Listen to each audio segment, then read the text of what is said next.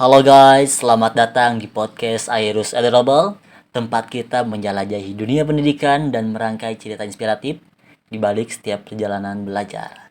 Saya Arif, akan menjadi pemandu kita dalam menjelajahi ragam topik pendidikan, mulai dari inovasi di ruang kelas hingga cerita inspiratif dari tokoh-tokoh pendidikan Indonesia tentunya.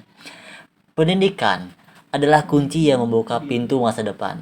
Dan melalui podcast ini, kita akan mengeksplorasi manajemen berbasis sekolah yang tentunya menjadi penyetabil tercapainya tujuan pembelajaran yang maksimal.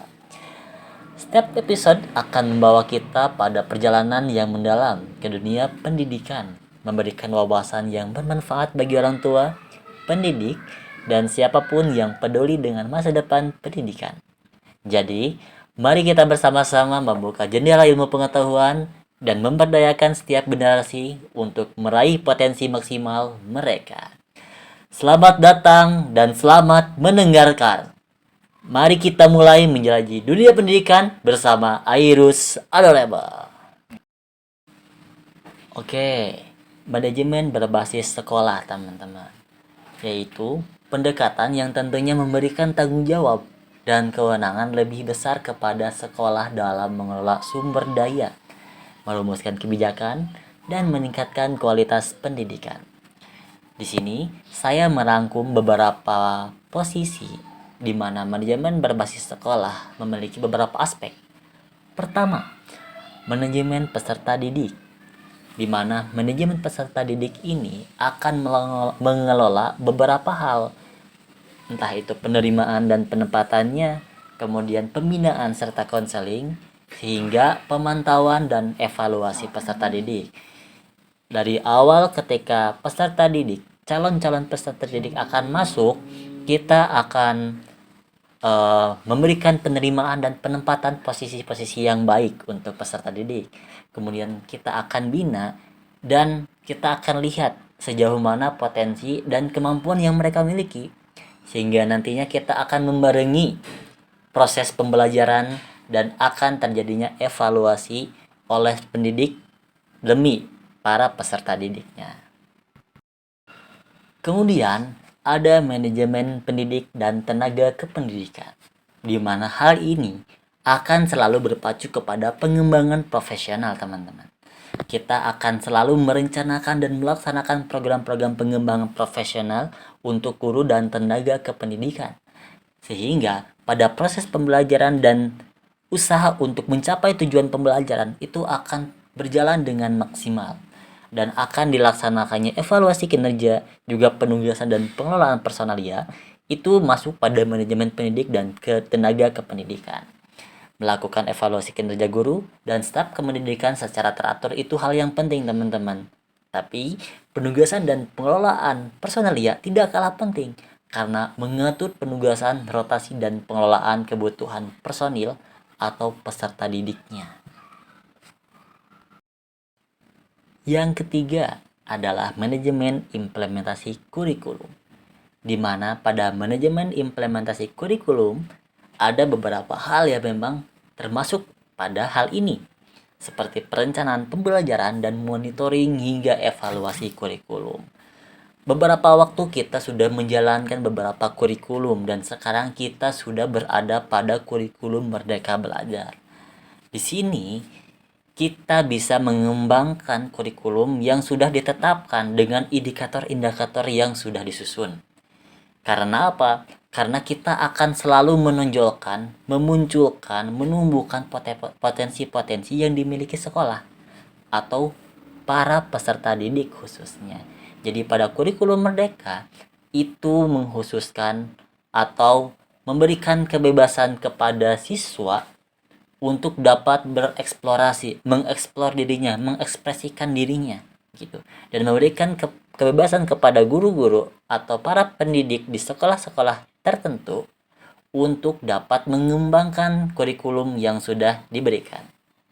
Di sini selain ada perencanaan pembelajaran, yaitu dengan mengelola tadi, mengembangkannya, Di sini juga ada memonitoring dan evaluasi kurikulum, teman-teman.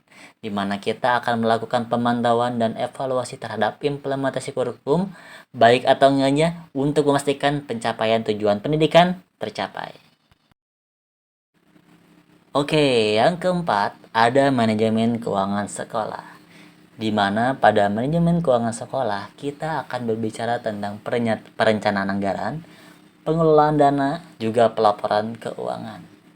Untuk perencanaan anggaran, ini penting karena kita akan mengatur dana-dana yang akan disalurkan oleh sekolah.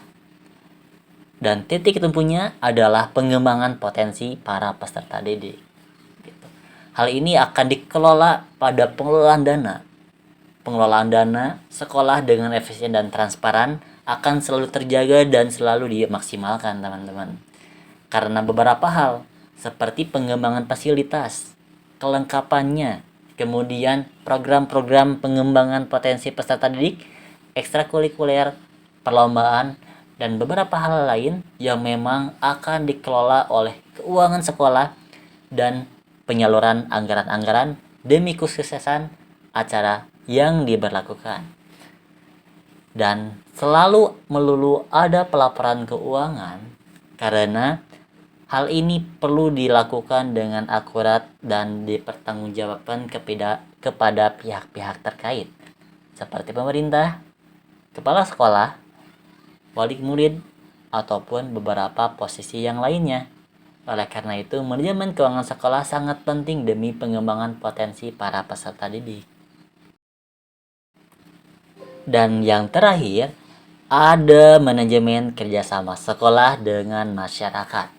Hal ini sangat penting, teman-teman. Karena di sini kita akan mengutamakan komunikasi, membangun dan memelihara komunikasi yang efektif antara sekolah dan masyarakat. Beberapa hal ketika para peserta didik lulus atau telah menyelesaikan pendidikan di sekolah dasar, sekolah menengah pertama, atau sekolah menengah atas, mereka akan kembali ke masyarakat.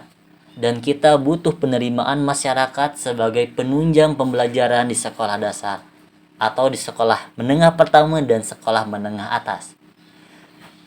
Pada posisi ini, masyarakat akan berperan penting dalam penjagaan dan penilaian para peserta didiknya, teman-teman. Penyetabilan akan berada di masyarakat. Karena masyarakat memiliki aspek sosial yang tinggi, etika, sopan santun, tata krama, bertutur kata, itu akan dilihat oleh masyarakat. Oleh karena itu, pada manajemen kerjasama sekolah dengan masyarakat, itu adalah elemen yang penting. Sehingga kita akan selalu berkolaborasi, membuat program-program kemasyarakatan, mengedukasi masyarakat, begitu pula sebaliknya, masyarakat akan mengedukasi para siswa, sehingga nanti akan terciptanya hubungan sosial yang satu, Bhinneka Tunggal Ika. Oke, terima kasih atas perhatian dan partisipasi dari teman-teman semua. Semoga bermanfaat. Mohon maaf apabila ada kekurangan. Next, kita akan membahas beberapa hal penting terkait dunia pendidikan.